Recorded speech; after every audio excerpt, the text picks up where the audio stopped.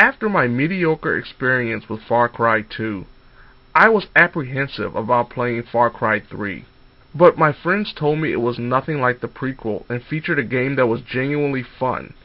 I eventually took the chance and found that my friends were right. Far Cry 3 proved to be one of the most enjoyable experiences that I had during gaming's 7th generation. Though I thoroughly enjoyed the third game, my backlog was so extensive by the time Far Cry 4 came out that I waited a little bit before picking it up.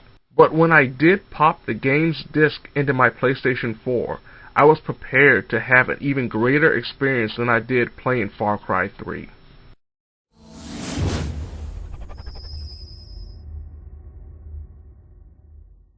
Similar to every Far Cry other than the second iteration, Far Cry 4 allows the player to control a named character with his own identity, in this case AJ Ghali, as he enters a land inhabited by groups waging war against one another. Ghali is presented as a simple American guy returning to the fictional Himalayan country of Kyrat in hopes of scattering his mother's ashes across the land she once helped make better. But things are no longer peaceful in Kyrat, mostly thanks to the conflict between the royal army of Kyrat, led by the country's tyrannical and stylish king Pagan Min. Opposing the army is the Golden Path, a group of rebels originally formed by AJ's father. Through the decisions of the player, AJ shapes the future of Kyrat. It doesn't take long before returning players to the series recognize just how similar Far Cry 4 is to the third game, all the way down to the side quests, including liberating Royal Army outposts, which creates fast travel points, and destroying propaganda-spewing bell towers, to skinning wild animals to craft helpful syringes and pouches that hold your ammo, money, and guns. So I took to the game like a fish to water. After getting used to the controls, which hadn't changed much since the previous game, I was off to do pretty much everything in the right order, unlike what I did in Far Cry 3, by liberating and climbing. By the time I was a hulking monster of guns and backpacks, I advanced to the story, completed missions, both main and side, and eventually saw the fruits of my labor play out in a disturbing 5 minutes of video post-credits. After finishing the offline trophies, I jumped online and tried my hand at the 3 available multiplayer modes. All 3 modes were thoroughly fun and rooms were easily filled, making my journey toward a platinum trophy a lot more enjoyable than expected.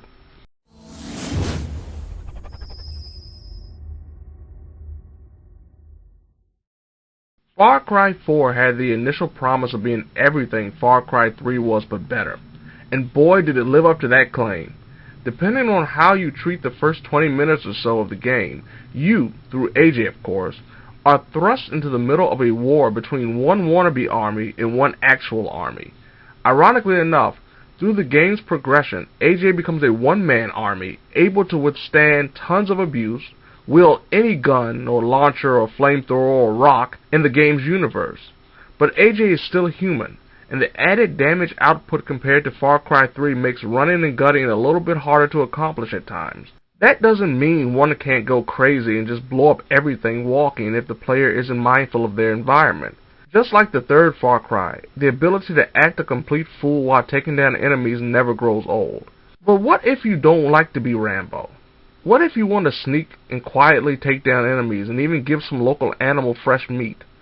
Far Cry 4 adds some new elements to the gameplay, including bait. By slaying an animal, AJ collects flesh that can be used to alert nearby animals of food.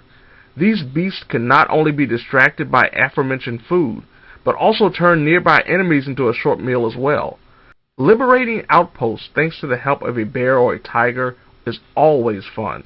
Expanding the animal kingdom also makes Far Cry 4 better than its predecessor.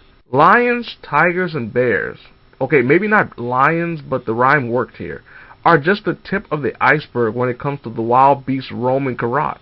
The one beast that stands out the most is the elephant, which through an ability that can be purchased in the game's character skill tree, can be utilized by AJ to terrorize. Like a living tank, it takes a lot to put the elephant down, and the animal can cause a ton of destruction before it keels over. The unpredictability that comes with packs of wolves roaming the area, chasing deer-like creatures only to turn in your direction in a sheer twist of fate, makes Far Cry 4 feel like an unbelievable experience not yet matched by any other game.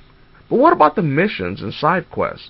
Don't fret, because there is plenty to do across the two halves of Kyrat. Not only can AJ shape the fate of a land his parents once called home, he can also battle endless swarms of enemies in the land's version of a Roman Colosseum. Go on drug-filled trips featuring quirky hallucinations and confused adversaries. Protect traveling merchants by shooting grenades at incoming attackers.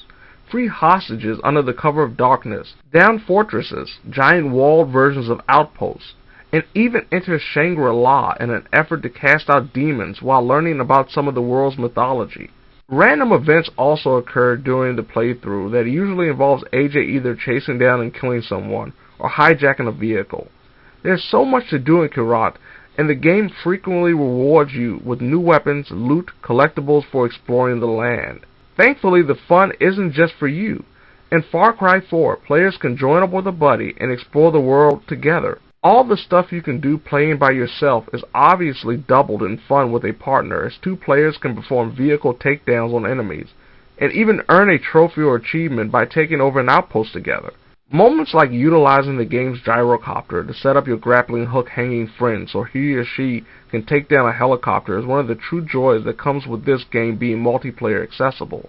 But there is a big problem with playing the story mode online with friends. If you lose connection, you kick back to the main menu while losing any unsaved progress. Add that to the fact that some trophies and achievements become glitched if you play both offline and online. You can also take part in several online modes dubbed Battles of Kyrat, including the game's version of Capture the Flag featuring a demon mask. There's even a map building mode so players can enter your creation and see if they can survive or thrive. While these extra multiplayer modes are fun, they lack a certain flair that will make you want to come back for more. Probably the biggest drawback when it comes to the multiplayer in this game is the removal of local multiplayer. If you want to play with a friend, they must have another console, a copy of the game, unless you're using SharePlay or game sharing a digital copy, and an internet connection to experience Kyrat together. You might have noticed nothing has been said about the plot. Well, the one promise the developers didn't keep was making a memorable story. After the first 20 minutes or so, which is absolutely captivating and gives off a feel that the player is about to experience a story full of cultural strife and intrigue, the plot loses a lot of steam. Other than deciding who to side within the Golden Path, and Pagan Min's incredibly eccentric attitude and almost seductive character, a character that practically disappears for a majority of the game before returning via radio almost 3/4 into the story. There's not much else to talk about regarding the game's plot, other than kudos to the person or people who added conditions to the multiple endings one can witness as early as 15 minutes into the game. One of the biggest faults when it comes to the main villains in the previous game repeats itself here, as a lot of the meaningful moments of revenge occur off-screen. Story missions follow the same tired open-world game formula of go get this, or go kill that, or go blow that up, without much to differentiate itself from the rest of the competition. The main mission structure could be a lot more forgivable if the story wasn't so disappointing and at times non-existent. Though there is plenty to do in Kyrat via side quests, the quests not connected to the main story suffer from the same problems as the main story missions by being too similar in nature.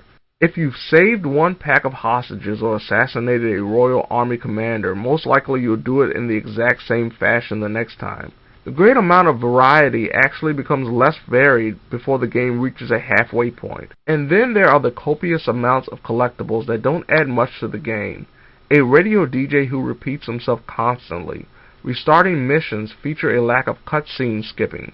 An inability to craft health syringes unlike Far Cry 3. And the implemented auto-drive feature that while driving will change the intended destination randomly. Far Cry 4 embraces the template of make your own fun when it comes to open world video games. Sadly, most of that fun occurs outside of the story, and the main incentive to continue through the plot slowly fades as it progresses.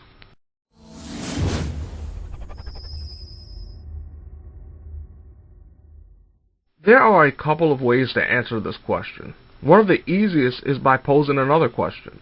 Did you enjoy Far Cry 3? If the answer is positive, then there is no reason not to play the sequel, as it does mostly everything that its predecessor does, but better. But what if you never played a Far Cry game before? Honestly, it might be best to start off with the third game if you think you'll ever have the urge to go back. Certain elements of Far Cry 3 have been made easier in 4, and the challenge can be a tad bit greater in the prequel than the most recent sequel. Jumping from 3 to 4 feels like a natural progression or regression in certain areas, while doing it backwards will take away some of the greatness from either game. But if you just want to play the latest game, definitely check out Far Cry 4. It isn't perfect, it doesn't have a great story, or features much innovation not only regarding the series, but first-person shooters as a whole. But Far Cry 4 is just like the third Far Cry, an incredibly fun experience that mostly avoids unnecessary tedium outside of the story, and gives the player more options to expand his or her experience than how many armed guards a honey badger can kill on an airstrip.